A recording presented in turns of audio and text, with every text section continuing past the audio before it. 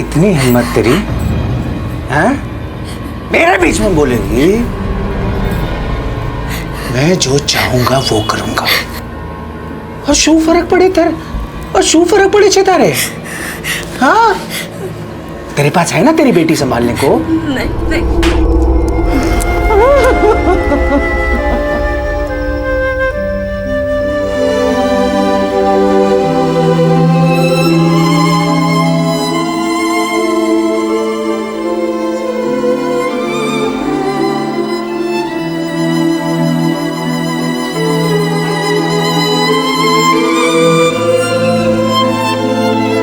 मार्च 2015 के एक स्वतंत्र सर्वे के अनुसार भारत में लगभग 84% महिलाएं घरेलू हिंसा का शिकार हैं और इस सर्वे का समर्थन खुद भारतीय योजना आयोग ने भी किया है। इस आंकड़े से साफ जाहिर है कि घरेलू हिंसा का यह अभिशाप हमारे अंदाजे से काफी बड़े स्तर पर आज भी प्रचलित है। घर बैठे आप और हम सोच में पड़ जाते हैं कि कोई महिला क्यों और कैसे इतना जुल्म सह सकती है, क्यों और कैसे किसी पुरुष का आचरण एक जानवर की तरह हो जाता है।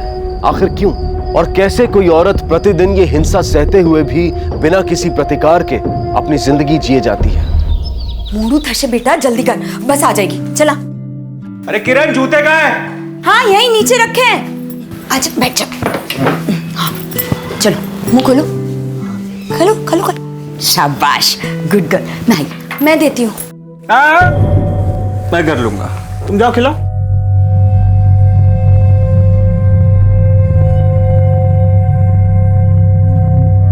हाँ, मुंह खोलो। मेरे लिए भी कुछ है क्या? हाँ, है ना, पराठा है, ढोकला, जलेबी, सब कुछ है नाश्ते में। आइए। आज तो लॉटरी लग गई।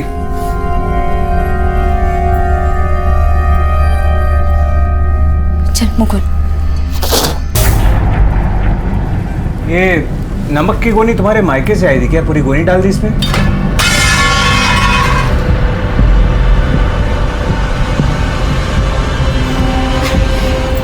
अरे तो क्या हो गया, मैं आपके लिए कुछ और बना देती हूँ। तुम रहने दो, होगा नहीं तुमसे। इस बार नमक की जगह मिर्ची ज्यादा हो जाएगी, है ना? और सुनो, रात को भी आराम ही करना, मेरे लिए खाना बनाने की जरूरत नहीं है, मैं लेट हो जाऊंगा। अरे शारदा बहन, केम छो?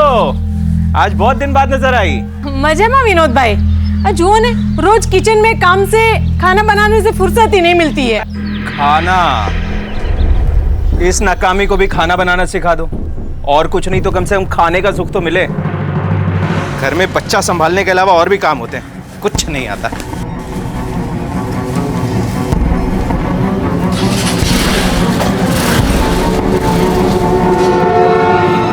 किरण, कल रात को फिर कुछ हुआ था क्या? चीख सुनी थी मैंने। चीख? कौन सी चीख? मुझे नहीं पता। पिंकू, रेडी हो गई? गुड गर्ल, जल्दी से स्कूल जाना। हाँ, बाय बाय। बाय मिंकू। किरण, एक बात कहूं, तुम्हें विनोद के बारे में किसी न किसी को तो बता देना चाहिए। किसी और को नहीं तो कम से कम अपने मायके वाले को बता दो। कुछ है ही नहीं बताने को शारदा बहन, कुछ भी नहीं है। छुपाने से कुछ नहीं होगा। शारदा बहन, बोला ना, कुछ है ही नहीं बताने को। अब जाइए, अपने काम से काम रखिए।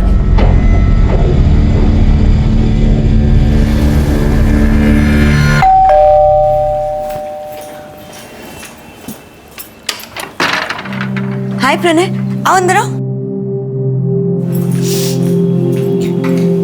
बैठो और बताओ कैसे हो? क्या? मैं कैसा हूं? किरण, तुम नॉर्मल बिहेव करने की कोशिश क्यों कर रही हो? तुमने मां से झूठ कहा, लेकिन मैं जानता हूं इस घर में क्या हो रहा है।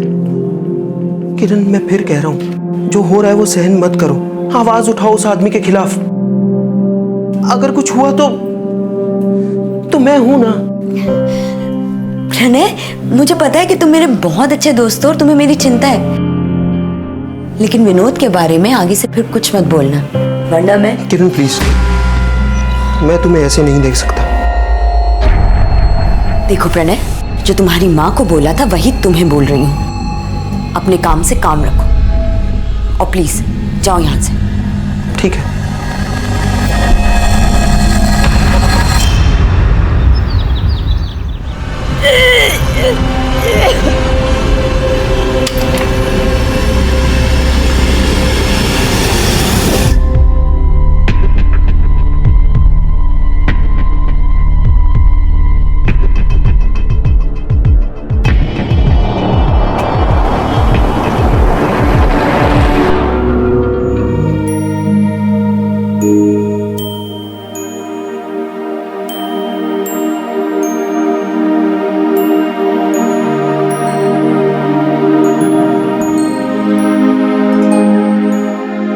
ऐसी बहुत जल्दी तुम्हारे साथ खेलने भी ना एक दोस्त आने वाला है आपका न्यू फ्रेंड। और उसके आने पर तुम्हारे पापा को उतनी ही खुशी मिलेगी जितनी तुम्हारे आने पे हुई थी। मजा आएगा बहुत। अरे देखो देखो पापा आ गए। उठो उठो उठो उठो, चलो चलो। आरती कम ना।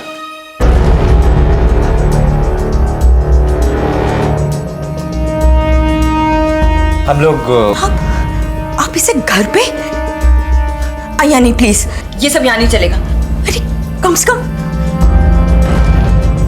मिंकू के बारे में तो सोचे, इसमें क्या बीतेगी प्लीज। विनोद, मैंने तुमसे पहले ही कहा था कि घर से बाहर मिलते हैं। एक मिनट में बात कर रहा हूँ। नहीं नहीं विनोद, मैं बाहर तुम्हारा वेट करती हूँ। Okay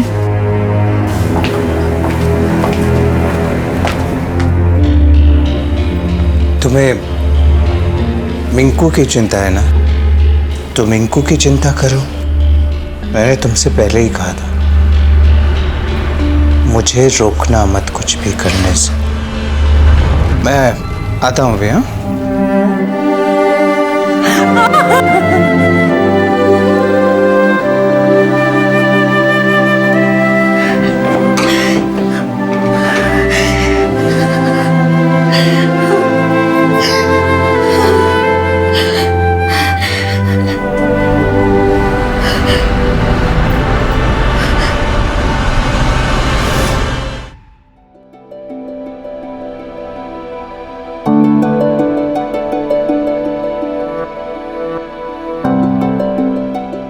I'm sorry. It's a miscarriage.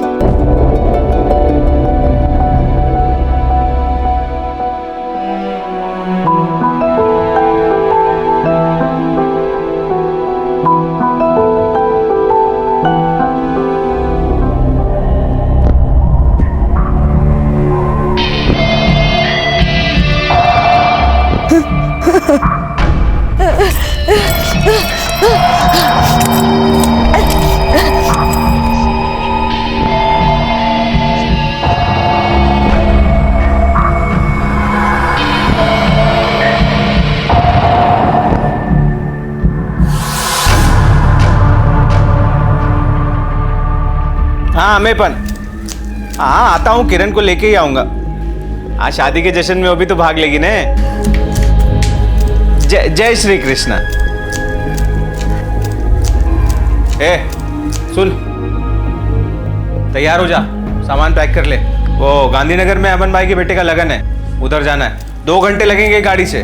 और सुनना, वो मिंकू को शारदा बहन ने पैसे छोड़ दे, नहीं तो रास्ते पर ना वो पे उल्टी रोना चिल्लाना वो सब झंझट में नहीं पड़ना है, समझी ने? ए तू भी अपना जरा रोनी सूरत ठीक कर, थोड़ा हंस खुश रहे। Full time tragedy queen Meena Kumari, समझी ने?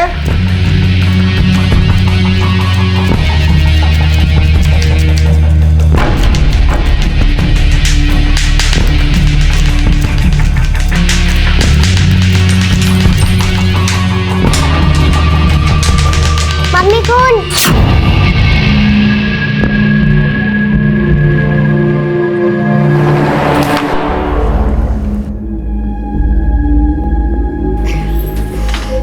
शारदा बहन, मिंकू को एक रात के लिए आपके पास छोड़ना था। मैं और विनोद एक शादी के लिए गांधीनगर जा रहे हैं। इसी बहाने हमको थोड़ा टाइम अकेले में मिल जाएगा चीजें सुधारने के लिए। तुम्हारी स्थिति है जाने जैसी, तुम्हारी तबीयत ठीक हो जाएगी। हो सकता है रात को वहीं रुकना पड़े। अरे कहीं वांधो नहीं, लेकिन अपनी तबीयत का ख्याल रखना। हाँ चलती हूँ। हाँ। मिंकू बेटा शैतानी नहीं करना। हाँ आऊँ छू।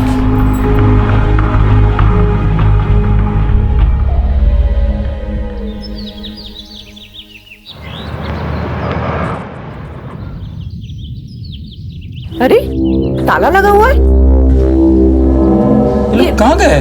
विनोद ने तो बोला था कल रात में शादी में आऊंगा, वहां पर भी नहीं आया, घर पर भी नहीं है। कहाँ गए होंगे ये लोग? हरी भाई को पूछते हैं। हरी भाई, शारदा बहन। हरी भाई। क्या हुआ राजन भाई?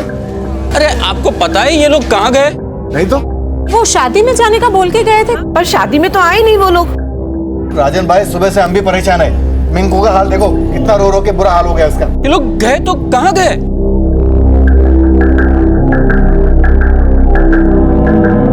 पड़ोसी और परिवार चिंतित थे। किरण और विनोद गांधीनगर में रिश्तेदार के घर की ओर निकले जरूर थे, लेकिन वहां पर पहुंचे नहीं। तो फिर कहां थे विनोद और किरण? कुछ पता चला क्या? कहीं कुछ पता नहीं चल रहा है। पुलिस स्टेशन चलते हैं।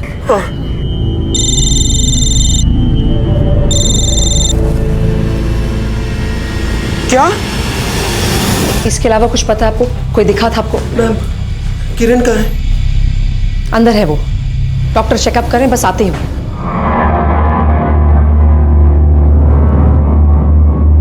विनोद विनोद क्या छे?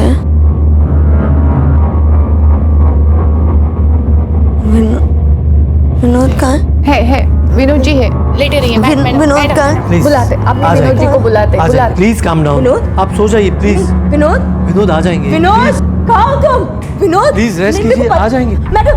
मैडम विनोद आपके साथ है ना? वो कहीं दूसरे देखिए, आप रूम में है शांत ना? हो जाइए। है ना मम्मी विनोद मेरे साथ था ना? है ना? हम दोनों एक साथ गया था ना। हाँ, विनोद कहाँ है बेटा? कहाँ है विनोद? कहाँ? देखिए, आप शांत होकर हमें बताएंगे ना तो हम आपके पति को ढूंढ पाएंगे। ढूंढ पाएंगे?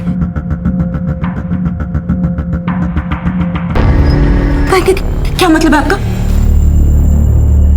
हाँ ढूंढ पाएंगे इससे क्या मतलब है? मैम शी नीड्स नहीं। रेस्ट। सर में गहरी चोट आई। She needs rest. I understand. चलिए चलिए, मैडम हम सब बाहर चलते हैं। आप समझ नहीं रही है। Nurse injection. चलिए, आप लोग अपनी चलिए। बात सुने। मैडम उन लोगों ने विनोद को नहीं उन लोगों ने विनोद को कहीं, आप लोग समझ नहीं रहे। विनोद मेरे साथ ही था। विनोद सुन, तो हमारी दिख नहीं रहे। सुन करियो विनोद है। विनोद नहीं मरा होगा उसको। आखिर मेरी बच्ची को हॉस्पिटल पहुंचा ही दिया उसने। क्या बोल रही हो आप? हाँ, एक तो मेरा बेटा घूम गया है, मैं वैसे परेशान हूँ, और आपको कुछ समझ में नहीं आ रहा है? कुछ भी बोल रहे हैं आप। हॉस्पिटल में हुए इस वाकये ने किरण और विनोद के रिश्ते पर रोशनी डाली। किरण के प्रति विनोद का अनुचित व्यवहार सबके सामने आया, और साथ ही ये बात भी साबित हो गई कि विनोद के माता पिता भी इस कड़वे सच से वाकिफ थे। कल रात को हम लोग टैक्सी में बैठे, टैक्सी वाला हमें एक सुनसान जगह ले गया।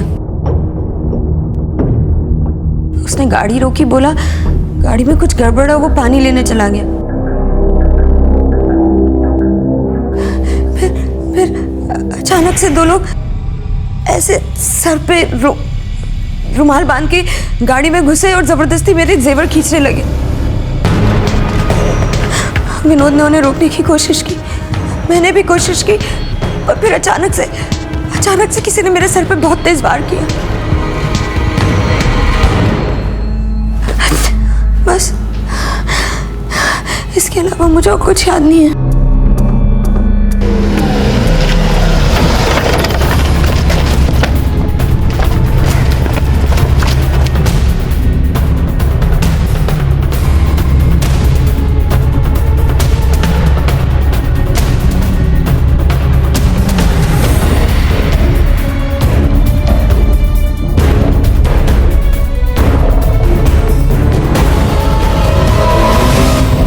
सिर्फ विश्वास चौकी नहीं, करीबन सुंदरनगर तक के आगे का इलाका छान मारा पर कुछ नहीं मिला, बस ये टूटा हुआ फोन। मुझे ये चोरी का मामला नहीं लग रहा है ठक्कर। किरण की उंगलियों पे अंगूठियां हैं, वो भी महंगी वाली। कोई चोर उसे क्यों छोड़ जाएगा? और फिर विनोद को ले जाना, उसे मरने के लिए क्यों नहीं छोड़ दिया जैसे किरण को छोड़ा था? मामला मुझे कुछ और ही लग रहा है, शायद आपसी दुश्मनी का मामला। तुम एक काम करो, सारी फैमिली को राउंड अप करो, स्पेशली किरण की माँ। जी मैडम। आपकी बेटी और उसके पति के बीच संबंध कैसे थे? अच्छे नहीं थे ना? बताइए मुझे। मारतो तुम्हारी छोकरी ने, बहुत मारतो तो। और आपने कुछ भी नहीं किया, ये जानते हुए भी? मैं विधवा हूं और मेरा बेटा और बहू अपने काम में व्यस्त रहते हैं, मुश्किल से मुझे संभालते हैं। तो मैं क्या करती? मेरा बेटा कभी ऐसा कुछ कर ही नहीं सकता। अरे झगड़े तो हर मियाँ बीवी में होते ही रहते हैं, और उसने कभी भी अपनी पत्नी के बारे में कोई शिकायत नहीं की हमसे, बल्कि वो ही हमेशा हर छोटी छोटी बात पे उससे झगड़ती रहती थी। और आप लोगों को यकीन है कि ये मामूली झगड़े थे? हाँ। ठीक है, आप लोग जा सकते हैं।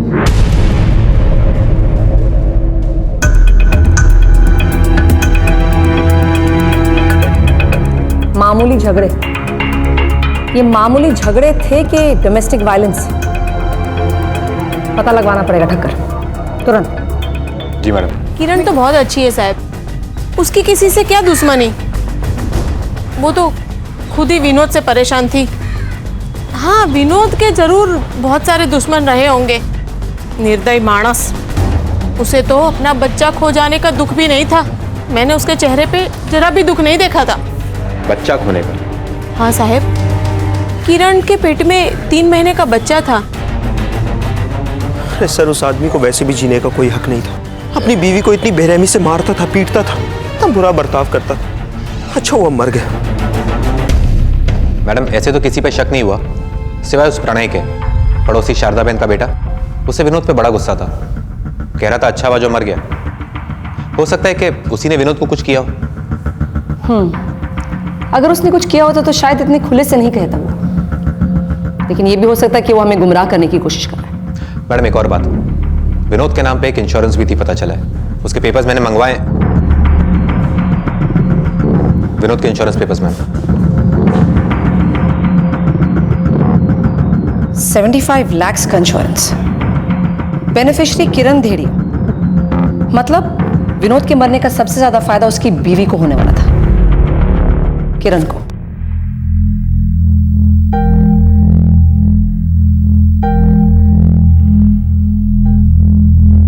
ठीक है तो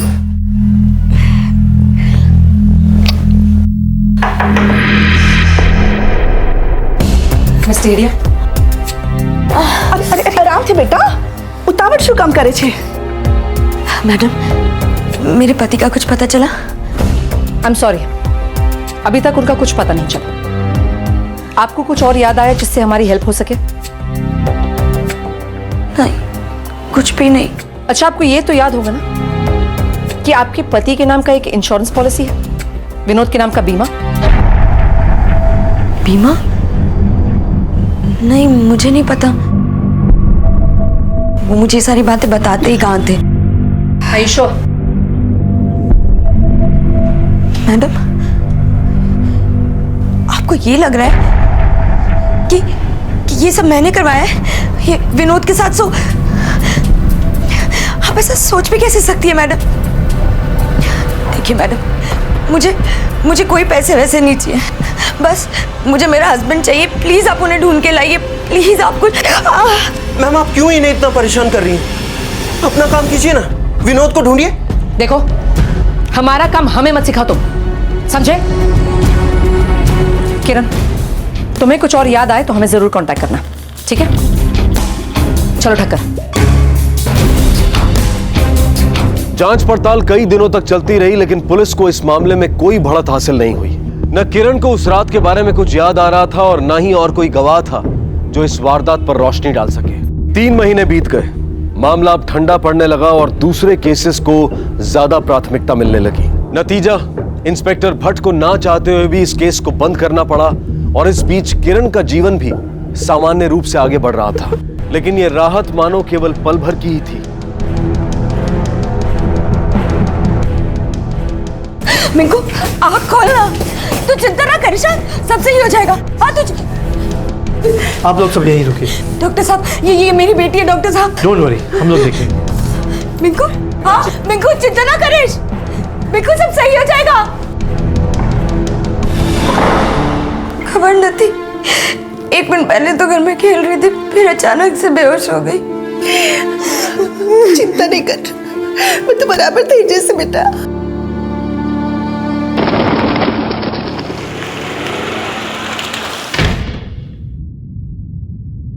डॉक्टर साहब, मेरी बेटी मिंकू।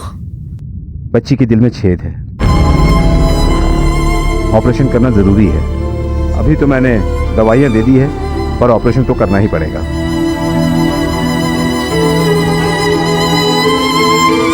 मैं कोशिश करूंगा, जितना हो सके उतना बंदोबस्त करूंगा।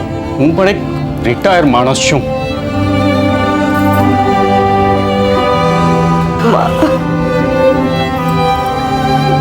हाँ बेटा ना, अगर बीमे की रकम मिल जाती तो આપણને મદદ થઈ જશે।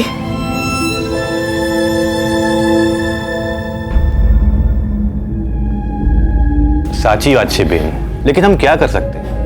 जब तक पॉलिसी होल्डर का डेथ सर्टिफिकेट नहीं मिल जाता, हम पैसे कैसे इशू करें? सबूत मिल गए मैडम सारे, धोखाधड़ी का चार्ज लगाया गया मिता पर। देखना वो बच ना पाए। मैडम। किरण राइट? जी जी मैडम, प्लीज प्लीज मेरे पति को ढूंढिए ना प्लीज। देखिए हम पूरी कोशिश कर चुके हैं, लेकिन हमें कोई नई इन्फॉर्मेशन मिली ही नहीं। कोई तो तरीका होगा ना मैम, प्लीज। देखिए इन्वेस्टिगेशन जारी है, लेकिन अगर आपके पास कोई सबूत है, कोई क्लू, कुछ नहीं, तब हमारी मदद हो सकती है। नहीं मेरे पास कुछ नहीं, पर आप कुछ तो कर सकते हैं ना ma'am, please. I am sorry ma'am, लेकिन आप कुछ तो, आई एम रियली सॉरी, कुछ तो कर सकती है ना मैडम। किरण किसी भी तरह पैसों का इंतजाम करना चाहती थी। वो अपने एक बच्चे को पहले ही खो चुकी थी और दूसरे को किसी भी कीमत पर नहीं खोना चाहती थी।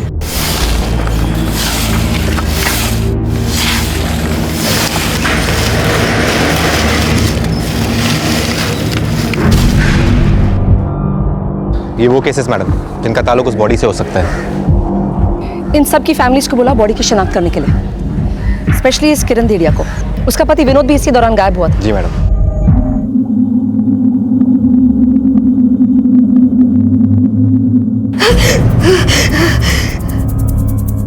ये मेरा डिक्रो नती नती, ये मेरा बेटा नहीं हो सकता। ये नहीं हो सकता, मेरा बेटा नहीं हो सकता, हमारा बेटा ये नहीं हो सकता। आ नहीं हमारो दिक्रो नहीं।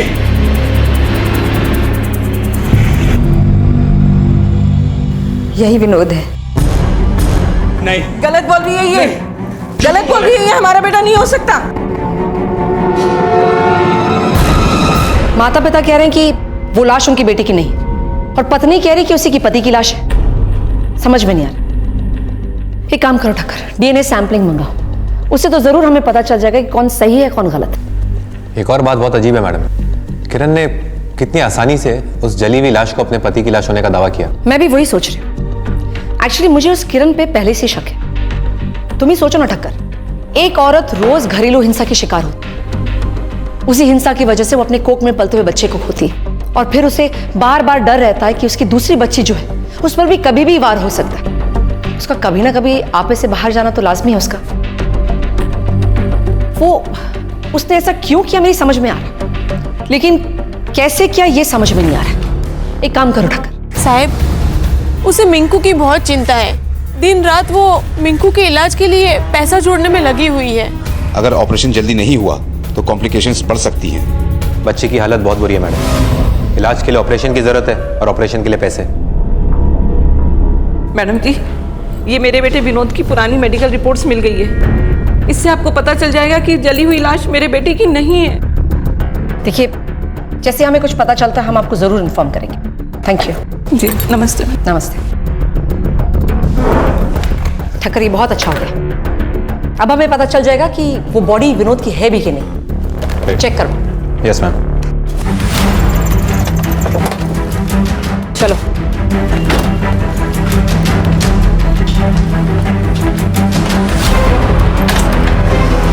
खाना कहाँ चलेगा मैम? पता करना पड़ेगा, चलो। मैडम, यही प्रणय। किरण कहाँ है? कुछ आइडिया है तुम्हें? ये लोग तो हॉस्पिटल गए हैं, मैं भी वहीं जा रहा हूँ। किरण की बेटी मिंकू की तबीयत बहुत खराब हो गई। तुम जाओ, हम वहीं आ रहे हैं। चलो। देखिए थोड़े से भी पैसे मिल जाएंगे ना तो मेरी बहुत मदद हो जाएगी। मेरी बेटी का सवाल है, उसका ऑपरेशन ड्यू है, प्लीज कुछ मैं आपसे बाद में बात करती हूँ। इतना ही मैनेज हो पाया। I am sorry, I know ये समय शायद सही नहीं है, लेकिन हमारे पास एक गुड न्यूज़ है तुम्हारे लिए। जो लाश हमें मिली थी वो तुम्हारे पति की नहीं है, विनोद दहरिया की नहीं है। नहीं है? अरे ऐसे कैसे नहीं है? ऐसे कैसे नहीं है मैडम? आपको कोई गलतफहमी हुई है? देखिए हमें कोई गलतफहमी नहीं हुई, वो लाश तुम्हारे पति की नहीं है, हमने डीएनए टेस्ट करवा किया। नहीं नहीं मैडम, आप समझ नहीं रही हैं। मैंने उन्हें कोई गलतफहमी। Control yourself. नहीं आप प्लीज। मैं आप समझने की कोशिश क्यों नहीं कर रही है? मैंने उनकी बॉडी को पहचाना, मैं जानती हूँ वो वही है, वो मर चुके हैं। तुम्हें कैसे पता है वो मर चुका है?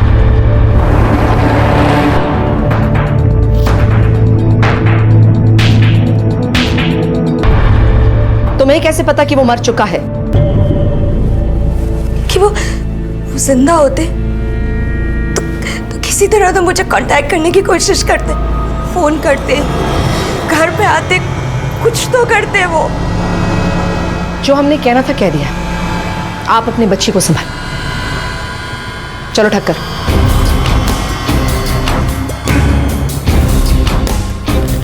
वो पैसे दो। पैसे जमा करते हैं। मैडम अब मुझे भी लग रहा है कि आपका अंदाजा सही है।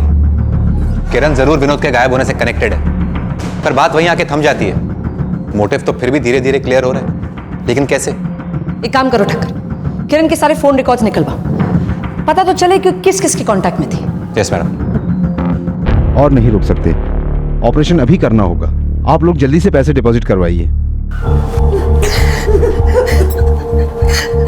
देख बेटा, तू बिना विनोद राजन भाई से अभी क्या भी बात कर। मिंकू की जिंदगी का सवाल है ना। माँ आप उनसे बात करो, मैं घर से बच्चे जेवर लेकर आती हूँ।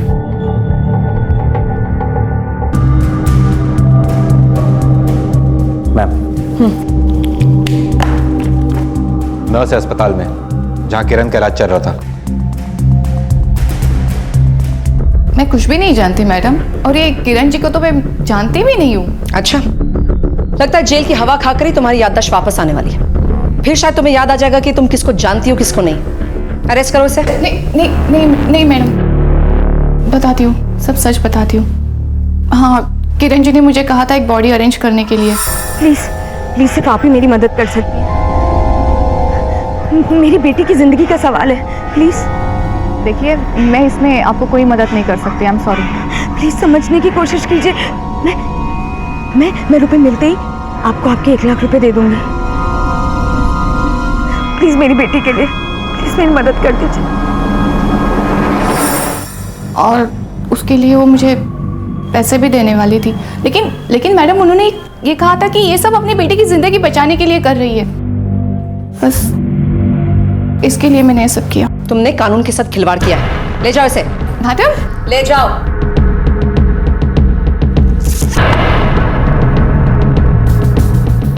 किरण कहाँ है? किरण कहाँ है? घरे गई छे, पैसा नो बंदोबस्त करवा માટે। मिंकू की तबीयत बहुत खराब छे, तात्कालिक ऑपरेशन करना पड़ेगा। अरे बिना भी अब पैसा नो बंदोबस्त है क्यों? તમે જલ્દીથી ડોક્ટરને કોને ઓપરેશન की तैयारी करें। फोन करो ने। किरण को जल्दी फोन करो। एक मिनट, किरण को कोई फोन नहीं करेगा। आप लोग ऑपरेशन करवाइए। सलांकी जी, तुम यही रहो, इन सब पे नजर रखना। चलो ठक्कर। Yes ma'am.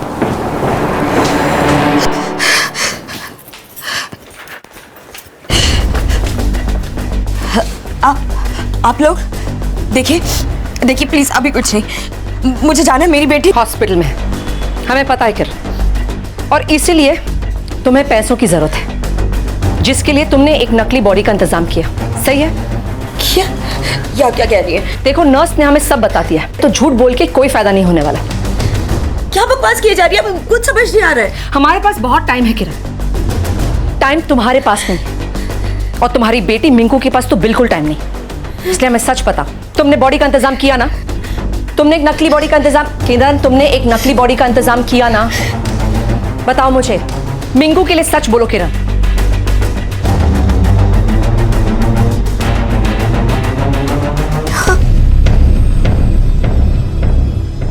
बॉडी का इंतजाम तुमने इसलिए किया क्योंकि तुमने अपने पति को मारा। नहीं नहीं नहीं किरण, तुम फिर से झूठ बोल रही हो। नहीं देखो, मैं समझ सकती हूँ, तुम्हारे पति ने तुम्हें बहुत मारा, वो तुम्हें पीटता था ना। नहीं, और तुम्हारे बच्चे की जान उसी की वजह से गई। मैं मिंकू को नहीं खोना चाहती। तो तुम्हें मुझे सच बताना होगा किरण, तुमने अपने पति को मारा है ना किरण? बताओ किरण। नहीं किरण, उसने तुम्हें मजबूर किया, इसे तुमने उसे मार डाला। नहीं, तुम्हें सच बोलना होगा किरण। नहीं, तुम्हें एक डेथ सर्टिफिकेट की जरूरत है मिंकू की जान बचाने के लिए। सिर्फ तुम्हें बचा सकती हो सच बोलकर किरण। मैं मिंकू को नहीं खोना चाहती। तो तुम्हें मुझे सच बताना होगा किरण, तुमने अपने पति को मारा है ना किरण?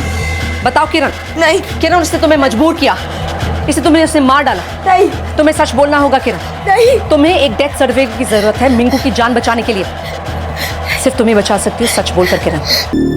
उसने मेरे बच्चे को मार डाला। वो इंसान नहीं, वो हैवान था, हैवान। मुझे उसे रोकना था हमेशा के लिए। उसकी बॉडी कहाँ है किरण? बताओ मुझे, उसकी बॉडी कहाँ है? ऐसी हालत में उसकी पूरी बॉडी छिपाना मुश्किल था, इसलिए मैंने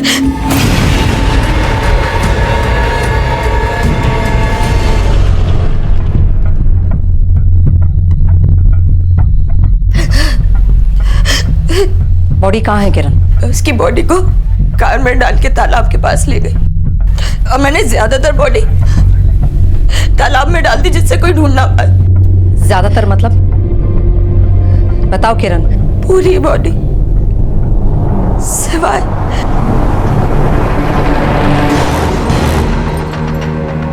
खुदवाओ इसे।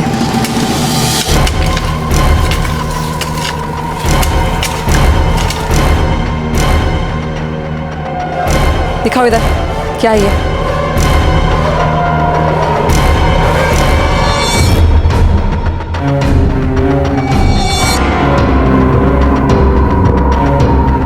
खोलो उसे।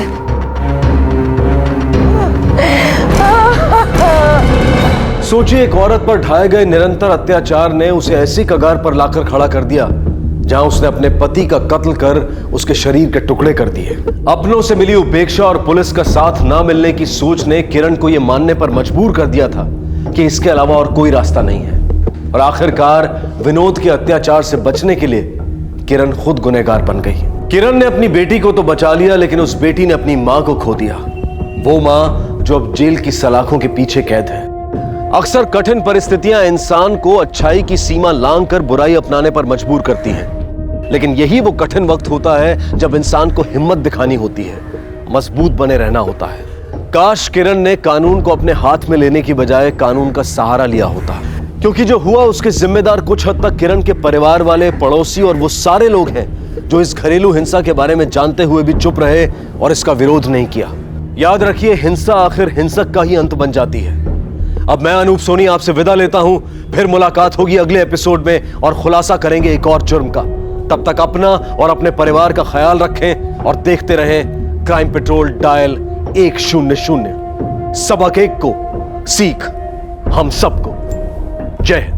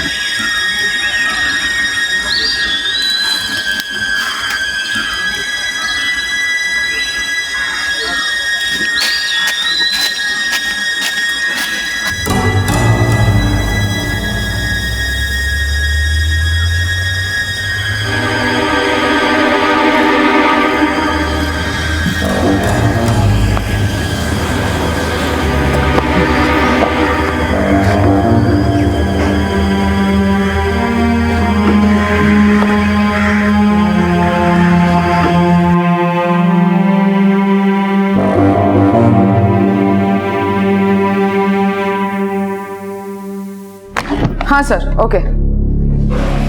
जी कहिए, क्या परेशानी है आपको? दरोगा मैडम, हमारी बिटिया को चैन से जीने नहीं दे रहे हैं वो लोग। कौन लोग? उसका ससुर और उनका पूरा गांव। पूरा गांव? पर क्यों? उसकी प्रसिद्धि इस परेशानी का कारण है। कैसी प्रसिद्धि है? कौन तुम्हारी बेटी? हम साथ लाए, आप खुद देख लीजिए दरोगा मैडम।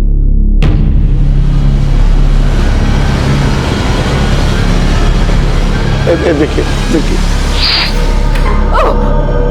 बंद करो से, बंद करो। ये क्या बदतमीजी है? यही हमारी बिटिया है दरोगा मैडम, और यही इसकी प्रसिद्धि है कि ये एक इच्छाधारी नागिन है। क्या? इच्छाधारी नागिन की प्राचीन कहानियों के बारे में आप सब जरूर जानते होंगे, लेकिन इन मनगढ़ंत कहानियों के विचित्र और विस्मयकारी पात्र क्या असल जिंदगी में कोई वास्तविकता रखते हैं?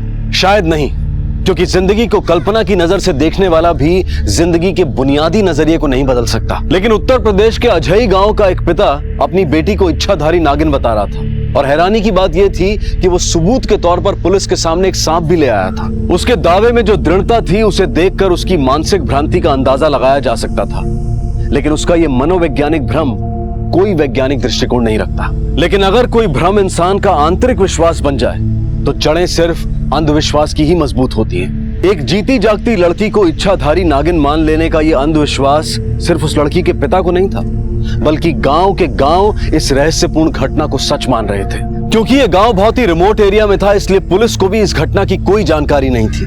तो फिर भोले भाले गांव वाले इस घटना के पीछे छिपे आपराधिक संकेत को कैसे समझ पाते? आखिर क्या था यह केस? अपहरण, हत्या या फिर आपराधिक साजिश?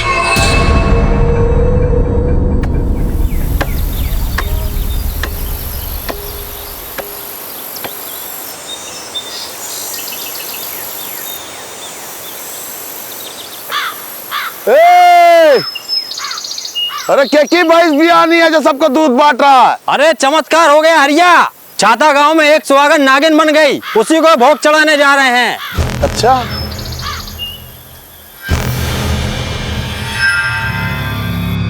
दरोगा मैडम, तब हमें नहीं पता था कि वो चमत्कारी सुहागन हमारी भूरी ही है। भूरी? हमारी बड़की बिटिया का नाम भूरी ही है, और हमारी छोटी बिटिया जो है वो गुड़िया। जब हम गुड़िया के साथ छाता गांव पहुंचे तो भूरी ससुराल वालों का वैभव देख के अचंभित रह गए।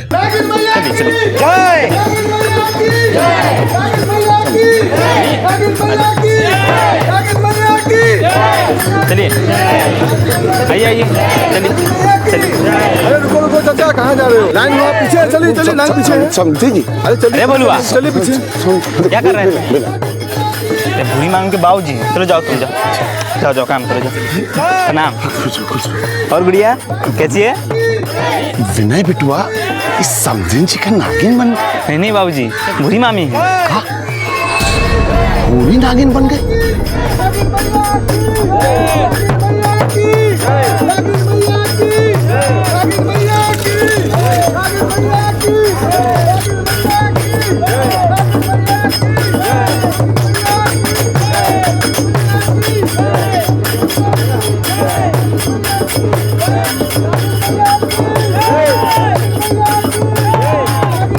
बहू की भक्ति में देखो सासू मगन, क्या लीला रचाई नागिन मैया ने। और ससुर को भी देखो। आइए आइए आइए आइए, डालते जाइए, दूध इसमें डालिए, चढ़ावा जो है वो इसमें डालिए। नागिन मैया सबका भोग लेगी, सबका कल्याण होगा। हाँ हाँ, डालिए डालिए। बाबूजी क्या कर रहे हैं आप? काहे प्रदर्शनी लगाए हमारी बीवी की? हम कह रहे हैं आपको उसको ले जाके जंगल छोड़ दीजिए, उसको मुक्ति मिल जाएगी और हम सबका भला हो जाएगा। हमारी मूर्ख पैदाइश, जंगल में जाके तपस्या तू कर। हमारी बहुरानी तो पहले से सिद्ध है, उसे कैसी मुक्ति? बुड़बक। अरे नमस्कार पंडित जी, कौन उपाय सूझा नागिन मैया से नागमणि पाने का? नागिन मैया की, नागिन मैया की, नागिन मैया की। तो तुम्हारा मतलब है कि तुम्हारी बड़ी बेटी को इच्छाधारी नागिन मानकर पूरा गांव पूज रहा है? क्या बकवास है ये? दरोगा मैडम, हम कोनो मस्खरी नहीं कर रहे हैं। भूरी इच्छाधारी नागिन है, हम सबन की शंका दूर करने के लिए नारी रूप में उसने आखिरी बार एक चिट्ठी भी लिखी थी।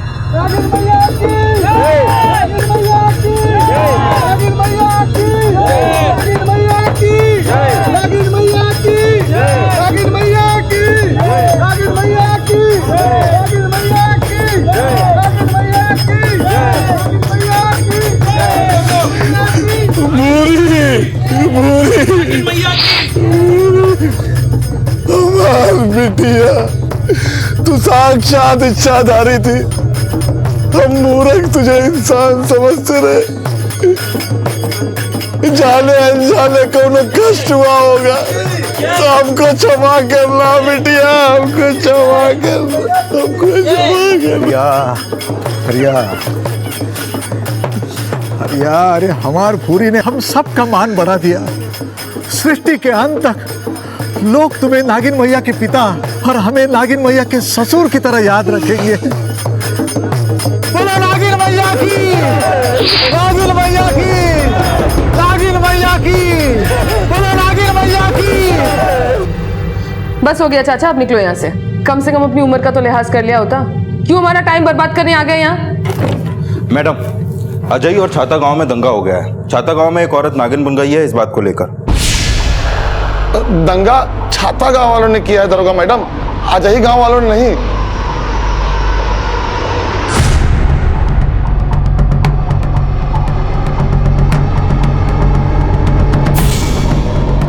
यादव, तुम अजय गांव जाओ, हम छाता गांव से होकर आते हैं। जी मैडम। वही हुआ था ना तुम्हारी बिटिया के नागिन बनने का कांड? कांड नहीं दरोगा मैडम, चमत्कार। हाँ, चमत्कार। चले।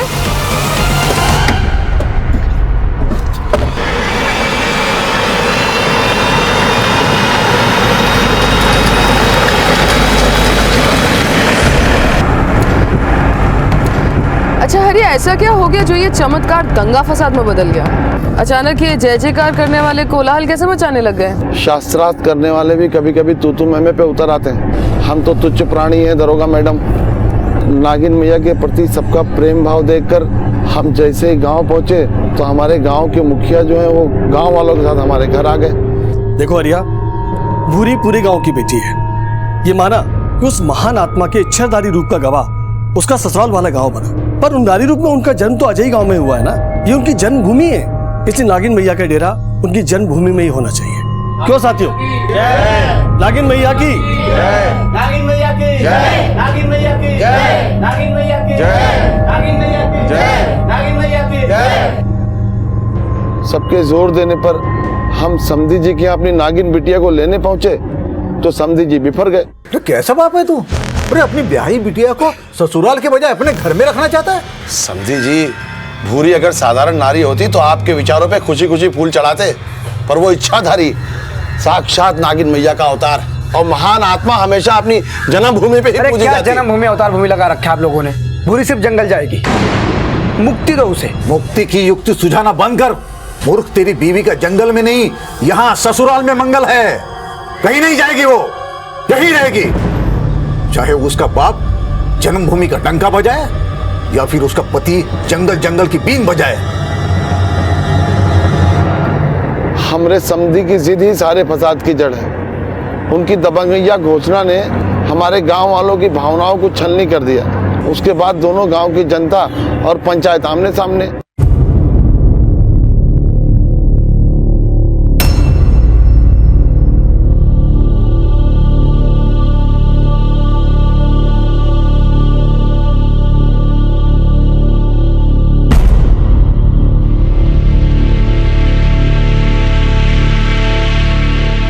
भाइयों, ये तो भूरी बिटिया से हम सभी गांव वालों की भावनाएं जुड़ी हुई हैं और भावनाओं को न्याय और अन्याय के तराजू में तोलने से ठेस तो भावनाओं को ही पहुंचेगी ना। इसलिए मैं आप लोगों से पंच परमेश्वरों, फैसला सुनाओ, पाठशाला का ज्ञान मत बगाड़ो। ओमी, हरिया और उसके गांव वालों का पक्ष मजबूत है। नागिन मैया जन्मभूमि जाएगी। हाँ, बिल्कुल जन्मभूमि जाएगी। जन्मभूमि जाएगी। देखा गांव वालों, ये हमारे गांव के मुखिया है और उनके पक्ष में बात कर रहे हैं। ये फैसला हमें मंजूर नहीं है। नागिन मैया जन्मभूमि में नहीं, अवतार भूमि में ही रहेगी। क्यों गांव वालों? बोला नागिन मैया की, नागिन मैया की, बोला हमारी नागिन मैया की, हमारे नागिन मैया की, हमारे नागिन मैया की। एक मिनट, नागिन मैया अवतार भूमि में नहीं जन्मभूमि में जागी।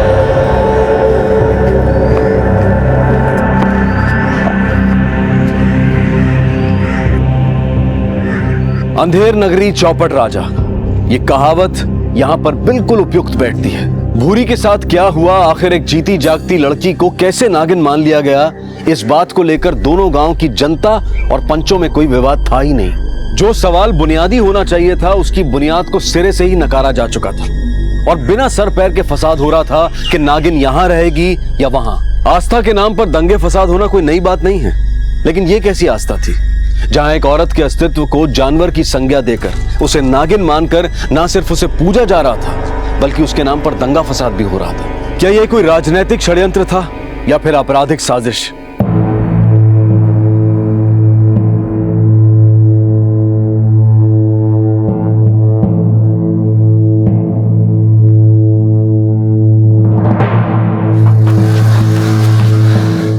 नाना जी, भूरी मामी के बाबूजी कहीं नहीं मिले, अपना गांव भी नहीं पहुंचे। राय का पहाड़ बना दिया आपने। जब से हमारी भूरी नागिन बनी है ना, बिलबिला बिलबिला के बिल खुद गया हमारी छाती में और सब जन्म भूमि अवतार भूमि की नींव खोदने में लगे। हमको आपको कहे थे ले जाकर छोड़ दीजिए उसको जंगल में। अरे हवा काहे दिया आपको? अरे हवा हुआ तो ससुरा हरिया हो गया है।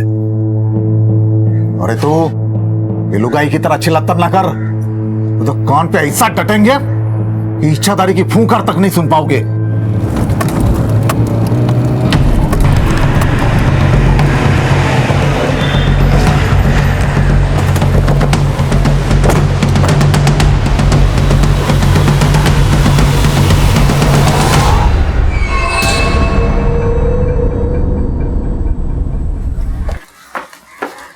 ये क्या तमाशा लगा रखा है यहाँ पे?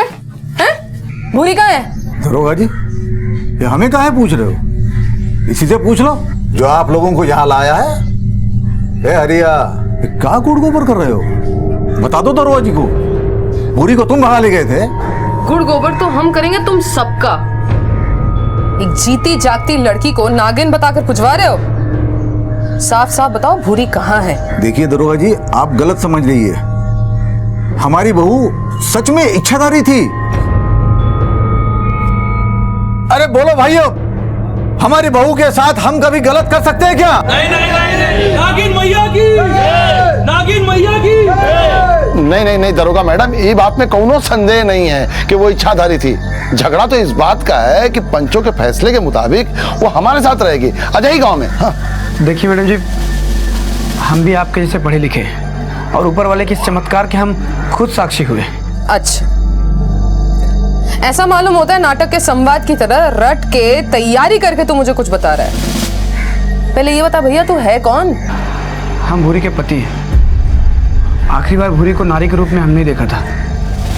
अपनी इस नीति के लिए भूरी खुद बहुत दुखी थी।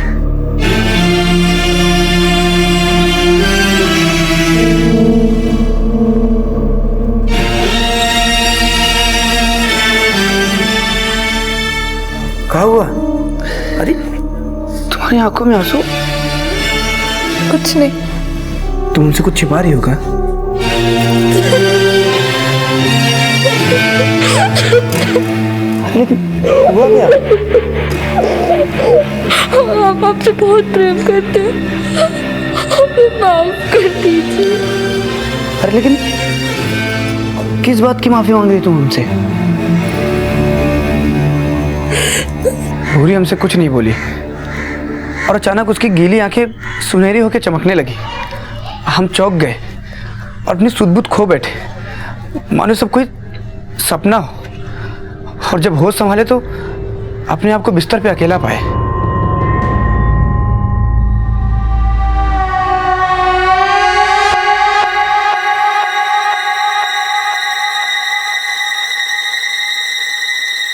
भूरी, भूरी,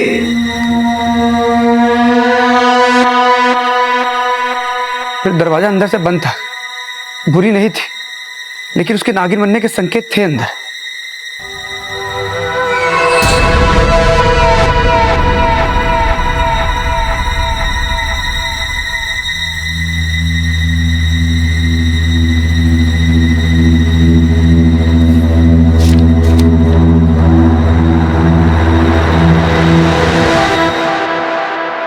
हम एक इच्छाधारी नागन हैं महेश जी। जब आप 8 साल के थे तब से हमें आपसे प्रेम हो गया था। आपकी बीवी बनने की इच्छा में हम हरिया के घर उनकी बेटी बन के जन्मे। अब हमारे नारी बनने का अवधि खत्म, हमें वापस नागिन बनना पड़ा। अगर माफ़ कर सको तो आंगन में जगह दे देना, नहीं तो जंगल में छोड़ देना। भूरी।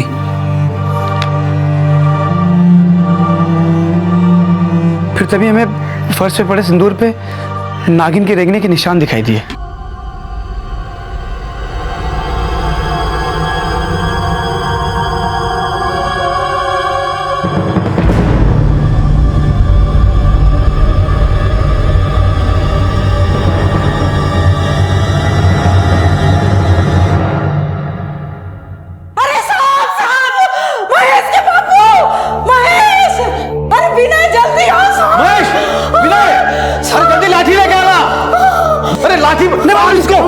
मानना मत, ये हमारी भूरी है। भूरी?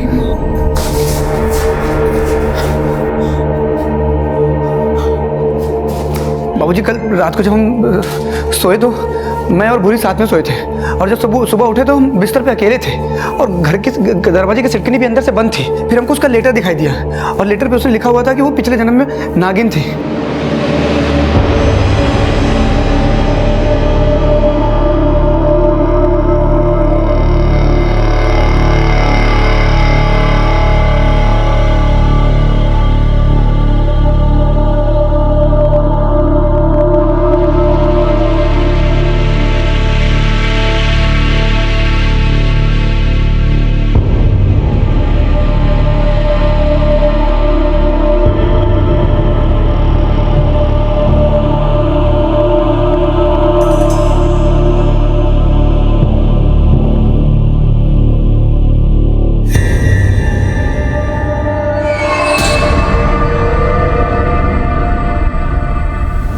सर, भूरी के नागिन बनने की घोषणा उसके ससुराल वालों ने क्यों की?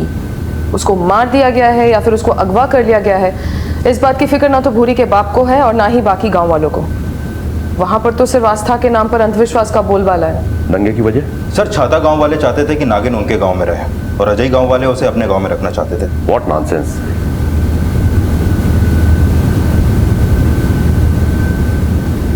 भूरी के ससुराल वाले उसके पिता और सबकी अच्छे से छानबीन करो।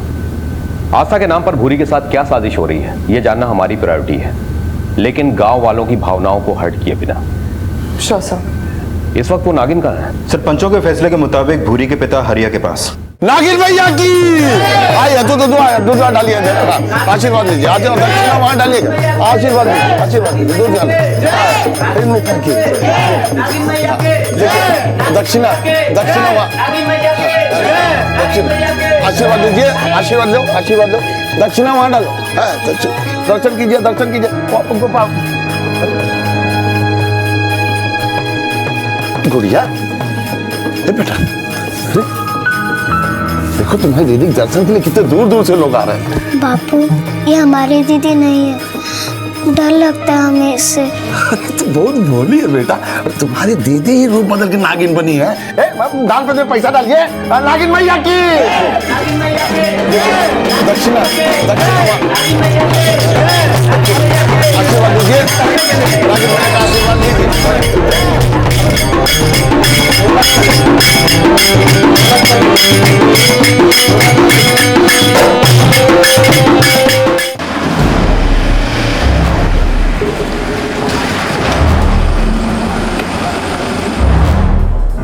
मैडम जी, भूरी जब औरत थी तब हमने उसे कोई दुख नहीं दिया। जब वो नागिन बनी तब भी उसका पूरा पूरा मान किया। अगर हम इतने ही बूढ़े होते तो उसे जंगल में न छोड़ाते। देखो, जो जो पाप किए हो ना, साफ साफ बता दो, क्योंकि अगर हम खोज खबर लेने में लग गए तो नाक में नकेल डाल के पीटेंगे। मैडम जी, आप चाहें तो सरेआम हमें कोड़े मारिए, फिर भी हम यही कहेंगे कि हमारी बुरी इच्छाधारी थी। यही तो साजिश की हो तुम लोग, जो बाकी के गांव वाले तुम्हारी हाँ में हाँ कर रहे हैं। पर तुम्हारी ये तूती हम ज्यादा दिन चलने नहीं देंगे। नागिन भैया की आइए, दूध डालिए, आशीर्वाद दीजिए, आशीर्वाद डालिए, आशीर्वाद नागिन भैया की आइए। हाँ, दूध डालिए। हाँ, और वो दान पेटी में पैसा दान पेटी में डालिए। हाँ, पैसा दान पेटी में डालिए। हाँ, नागिन भैया की हाँ, दूध डालिए। हाँ, प्रणाम कीजिए, नागिन भैया को प्रणाम कीजिए। दान पेटी में पैसा डालिएगा। हाँ। एक बाप होके तू इस पाखंड को सच मान रहा है? तुझे उसके ससुराल वालों पे शक नहीं है? वो भूरी के साथ गलत करके सबकी आंखों में धूल झोंक रहे हो? ऐसा नहीं है साहब, ऐसा होता तो हम उनका जीना हराम कर देते। पर ऐसा क्या हो गया जो इतनी आसानी से तू उनकी कही हर बात पे यकीन कर रहा है? साहब, हम खुद वो खत पढ़े हैं, अपने कान से उसका जय जयकार सुने, तो हमारे अंदर से एक आवाज आया कि हम इतनी महान आत्मा के बाप हैं। मतलब एक महान आत्मा के बाप होने की बड़ाई के लिए तू षड्यंत्र में शामिल हो गया? षड्यंत्र नहीं है साहब, षड्यंत्र होता तो ये गांव वाले चमत्कार को नमस्कार काहे करते? एक बात बता, तू वाकई में भोला या भोला होने का दिखावा कर रहा है? भूरी खुश थी अपनी ससुराल वालों के साथ, उसके चेहरे पर कभी कोई शिकन नहीं देखा। उसे कोई परेशानी हो भी कैसे सकती है, वो तो इच्छाधारी थी। साहब, हरिया तो अपनी बेटी से बहुत प्रेम करता है। अगर ये षड्यंत्र है तो जरूर भूरी के ससुराल वालों ने रचा होगा। हरिया इसमें कतई शामिल नहीं हो सकता। नहीं, भूमि को हम बचपन से जानते हैं, वो ऐसा नीच और गलत काम कर ही नहीं सकता है। मैडम जी, हमें तो लगता है भूरी सच में नागिन है। भूरी के ससुराल वाले अगर बुरे होते तो वो इच्छाधारी उन्हें डस न लेती। बड़ा तेज था उसके चेहरे पे, आंखें भी एकदम उसके नाम की तरह भूरी। एक दिन हम और भूरी बैठ के ऐसे बातें ही कर रहे थे कि अचानक से रेडियो पे गाने की बीन बजी।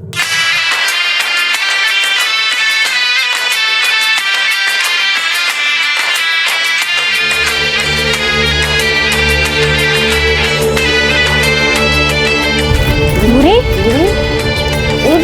ए भूरी,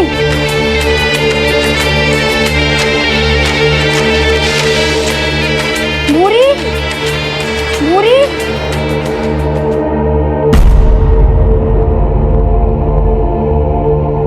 और जैसे ही धुन रुकी वो एकदम ठीक हो गई। मैडम जी, भूरी सांप से भी नहीं डरती थी।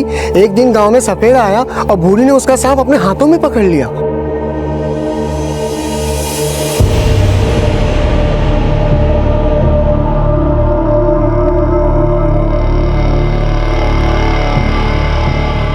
मैडम जी, गांव वाले ऐसे ही उसकी पूजा नहीं कर रहे, वो वाकई नागिन है। नागिन मैया की, नागिन मैया की, नागिन मैया की, नागिन मैया की, नागिन मैया की, दक्षिणा आशीर्वाद दीजिए, नागिन मैया का आशीर्वाद लीजिए।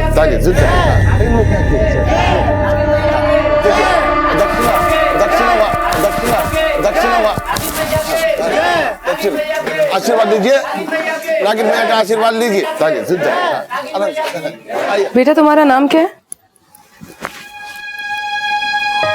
गुड़िया। गुड़िया। तो क्या गुड़िया को भी लगता है कि भूरी दीदी नागिन बन गई है? नहीं, ये हमारी दीदी नहीं है। हमारी दीदी तो बहुत अच्छी थी, और हमसे प्यार भी बहुत करती थी। इसे देखकर तो हमें बहुत डर लगता है। पूरे गांव में एक तू ही है जो भूरी के नागिन होने पर विश्वास नहीं करती। ये सब तो अंधे हो गए। यादव, ये केस इस सवाल पर खड़ा है कि भूरी के साथ एक्चुअली में क्या हुआ। क्या उसे मार दिया गया या उसे अगवा कर लिया गया? गौर करने वाली बात तो यह भी है कि अपराधी ने अपने अपराध को छिपाने के लिए एक ऐसा अंधविश्वास खड़ा किया है कि कोई इस तरफ सोचेगा भी नहीं कि भूरी के साथ क्या हुआ। मैडम, भूरी इन दोनों गांव के अलावा कहीं भी आती जाती नहीं थी। ना तो उसकी कोई दुश्मनी निकली और ना ही कोई ऐसा जो उसे नापसंद करता हो। मैडम, भूरी का इस्तेमाल सिर्फ एक अंधविश्वास खड़ा करने के लिए हुआ जिसका फायदा उसके बाप हरिया ने भी उठाया और ससुराल वालों ने भी। जब से भूरी के नागिन बनने की अब्बा उड़ी है तब से दोनों परिवारों की प्रसिद्धि सातवां आसमान पर है। और ऐसा करना किसी एक के बस की बात तो हो नहीं सकती। यादव, इस रहस्य का पैमाना बहुत बड़ा है। जहां तमाशा खड़ा करने वाले खुद तमाशबीन बन के खड़े हैं, जिन्हें बेपर्दा करने के लिए सबसे पहले यह पता लगाना जरूरी है कि इस अंधविश्वास को खड़ा करने के पीछे किस किस का क्या क्या मकसद है। अपराध अगर अच्छाई का मुखौटा ओढ़ ले तो उसे बेनकाब करना बेहद मुश्किल होता है। भूरी को इच्छाधारी नागिन बताने की साजिश रचने वालों ने इस साजिश को एक ऐसा आधार दिया था जिस पर भोले भाले गांव वालों ने अंधविश्वास की एक ऊंची इमारत खड़ी कर दी थी, और इस इमारत को तोड़ना उनकी अंधश्रद्धा को चोट पहुंचाने जैसा था। इसलिए पुलिस को ऐसे रास्ते तलाशने थे जो इस अंधविश्वास को निराधार साबित कर सके। लेकिन ये सब कुछ इतना आसान नहीं था, क्योंकि इस केस में पुलिस की भागीदारी को देखकर इस तमाशे को रचने वालों के पास इतना वक्त था कि वो ऐसे बिल खोद कर छिप जाएं कि पुलिस को उन तक पहुंचने का मौका ही ना मिले। और पुलिस भी इस दोहरी चुनौती से पूरी तरह से वाकिफ थी। अब सवाल यह था कि अपराध की नींव पर खड़ा यह अंधविश्वास कहीं पुलिस को दिशा विहीन तो नहीं कर देगा, क्योंकि पुलिस की तहकीकात सिर्फ शक के आधार पर शुरू हुई थी और सुराग ढूंढना अंधेरे में तीर चलाने जैसा था।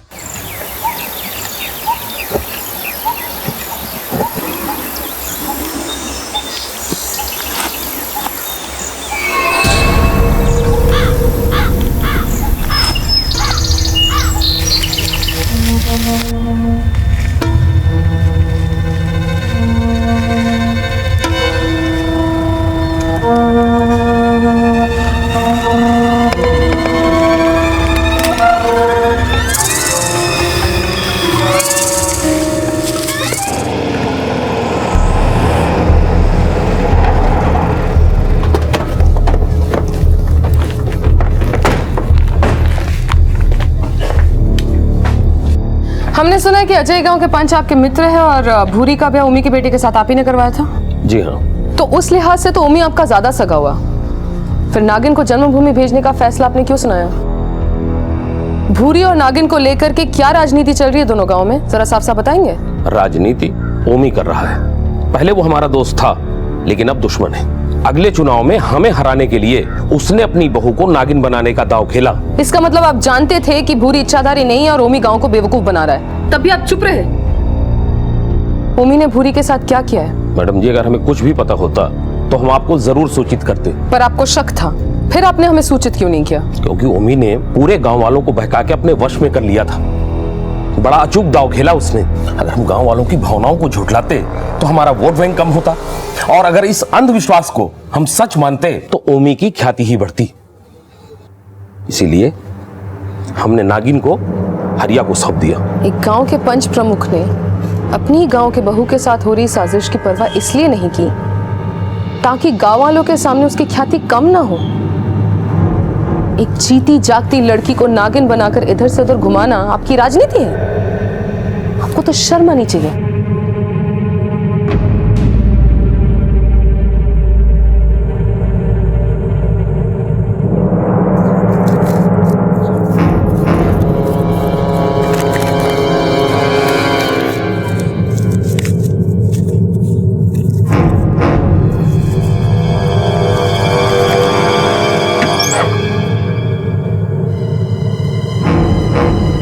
वाह आर्या, तेरी बेटी ने तो तेरी चांदी करवा दी। इस नागिन के ड्रामे को ओमी पंच प्रमुख बनने के लिए सीढ़ी की तरह इस्तेमाल कर रहा है। पकड़ के लाए मैडम उसे। 4 डंडे पड़ेंगे तो अपने आप ही सब उगल देगा कि भूरी के साथ उसने क्या क्या किया। मैडम, हरिया घर से मैंने अभी अभी एक साहूकार को निकलते हुए देखा है।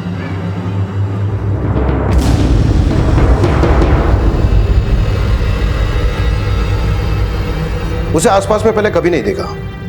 छानबीन से पता चला कि वो मथुरा का बहुत बड़ा साहूकार है और हरिया की सारी जमीन जायदाद उसके पास गिरवी है और हरिया को उसका कर्जा चुकाना है। और वो साहूकार ओमी का बहुत अच्छा दोस्त है। ओमी को धरने से पहले इस हरिया को उठा लो, जरा पता तो चले कि कहीं हरिया भी तो शामिल नहीं है साजिश में। जी मैडम। अरे अरे अरे कहाँ बात है दरोगा साहब, कौन गलती हो गई काम से? अरे सुनिए तो सही। अरे दरोगा साहब सुनिए तो सही, क्या गलती हो गई हमसे?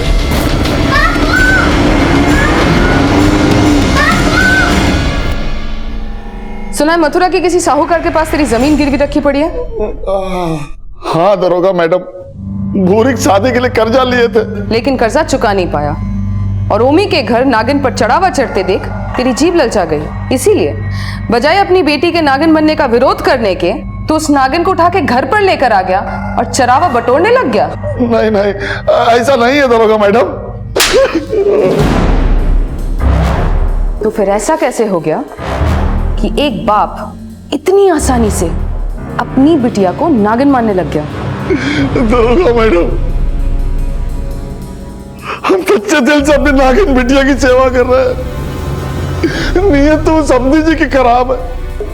वो साहूकार को आज हमारे पास भेजे थे, वो हमसे बोला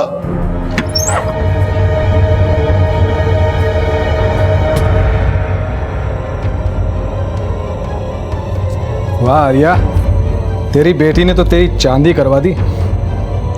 देख हरिया, हम तेरी जमीन जायदाद बिना पैसे लिए छोड़ देंगे, पर तुझे हमारी एक शर्त माननी पड़ेगी। शर्त? कैसी शर्त? इस नागिन मैया को तू अपने समधी जी को दे आ।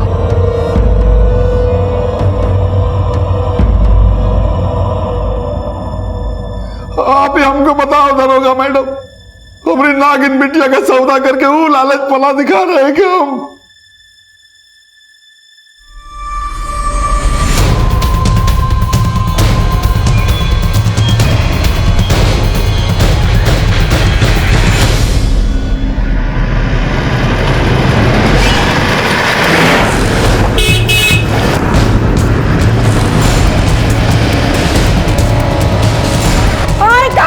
जा रहे हो? अरे कोई तो बचाओ!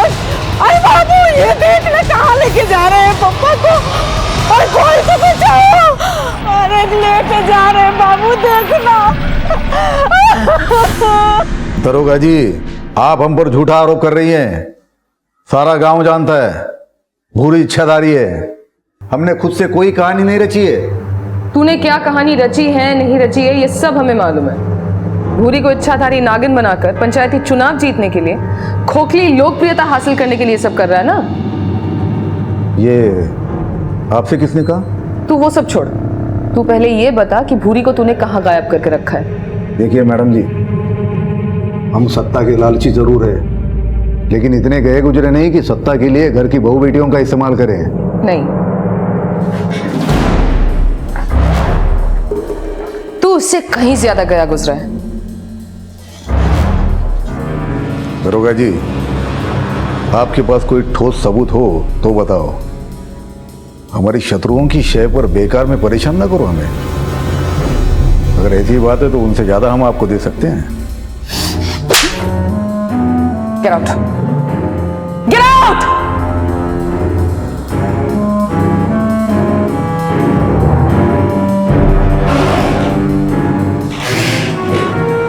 ये ओमी पुराना चावल है, ऐसे सच नहीं उगलेगा वो। इसकी साजिश का भांडा फोड़ने के लिए हमें कोई और जुगाड़ करना होगा। तुम एक काम करो, तुम इस पे नजर रखो, किस किस से मिलता है, कहाँ कहाँ जाता है, ये इन्फॉर्मेशन मुझे इन डिटेल चाहिए। जी मैडम। गो।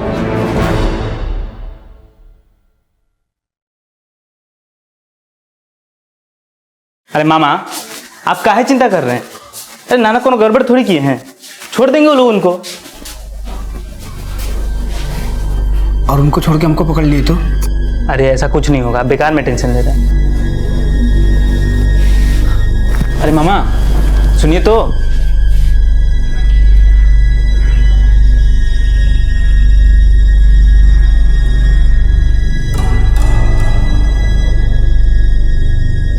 अरे काहे पकड़ कर ले गए वो लोग आपको? किसी ने जहर उगल दिया हमारे खिलाफ उनसे। किसने? वो जो कोई भी है, उसे उसकी मंशा में सफल नहीं होने देंगे हम। एक बार ये चुनाव जीत जाए, फिर एक एक को आटे मिलेंगे हम।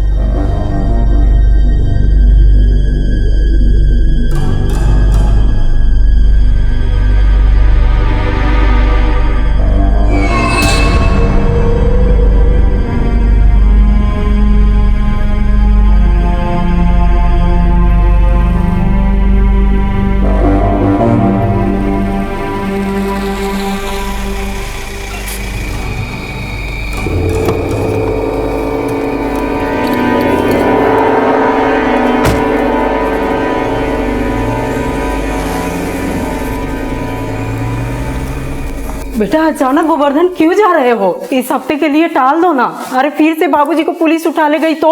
अम्मा, पिछले 2 महीने से हम गिरिराज जी के दर्शन के लिए नहीं गए, इसलिए इतनी सारी आफतें आ रही हैं घर में। हमको जाने दीजिए, तभी जाके हमारे दिल को सुकून मिलेगा। अरे जाने दो इसे। वैसे भी यहाँ पे रह के कौन सा हमारा काम आने वाला है? उस दिल कहीं का। अरे काहे इसे सुना रहे हो? तो क्या आरती उतारो इसकी? भाग रहे बाप को अकेला छोड़कर, या वहीं पे जाके रहे, सन्यासी बन जा। और सुनो, वापस मत आना।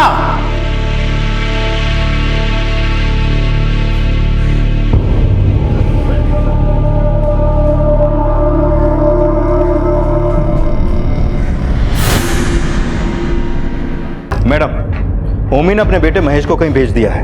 पता करो कहाँ भेजा है। हो सकता है भूरी को गायब करने के पीछे बाप बेटे दोनों की साठगांठ हो। जी मैडम। नागिन मैया की आया दो प्रणाम कीजिए। दक्षिणा वहां डालेगा, दक्षिणा की जय मैया की, जय मैया की,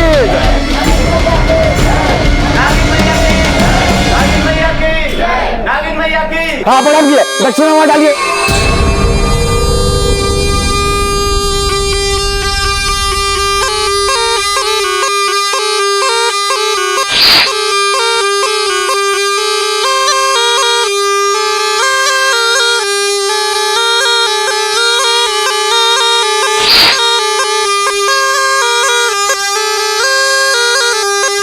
भैया कौन हो और काहे अपनी बीन पिपिया के हमारी नागिन बिटिया को बेचैन कर रहे हो?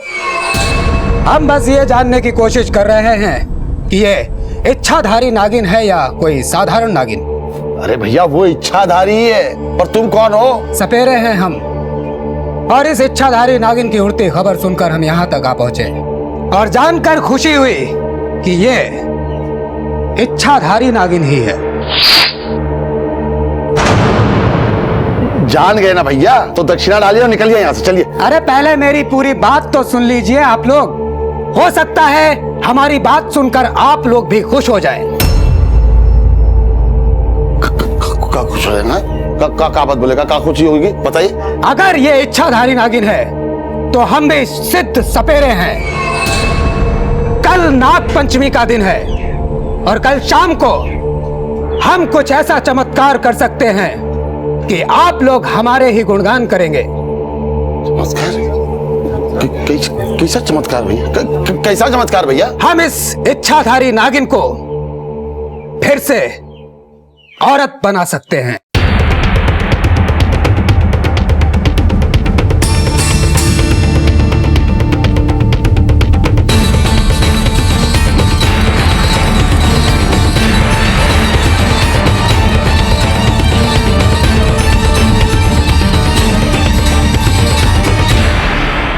भूरी को इच्छाधारी नागिन मान लेने का भ्रम क्यों खड़ा किया गया? इस सवाल के बाद अब इस केस में एक नया मोड़ आ गया था कि नागिन को फिर से औरत बना दिया जाएगा। ये चमत्कारों की प्रतिस्पर्धा थी या फिर साजिशों का चक्रव्यूह? आखिर कौन था ये सपेरा जिसकी घोषणा ने गांव वालों के अंधविश्वास को एक नई हवा दे दी थी? ये सब किसी के इशारे पर हो रहा था या फिर ये सपेरा सबको अपने इशारों पर नचाने का मादा रखता था? भूरी को नागिन से वापस औरत बना देने की इस चमत्कारी घोषणा में आखिर कौन सी नई साजिश की नींव रखी जा रही थी? इन सवालों को समझने और उनके जवाब ढूंढने में पुलिस को भी काफी मशक्कत करनी थी और आगे चलकर यह केस एक ऐसे आयाम पर पहुंचने वाला था जिसकी कल्पना पुलिस ने भी नहीं की होगी। इस केस को आखिर पुलिस ने किस तरह सॉल्व किया, ये आप जानेंगे कल रात 10:30 बजे इस केस के दूसरे और आखिरी भाग में। अब मैं अनूप सोनी आपसे विदा लेता हूं।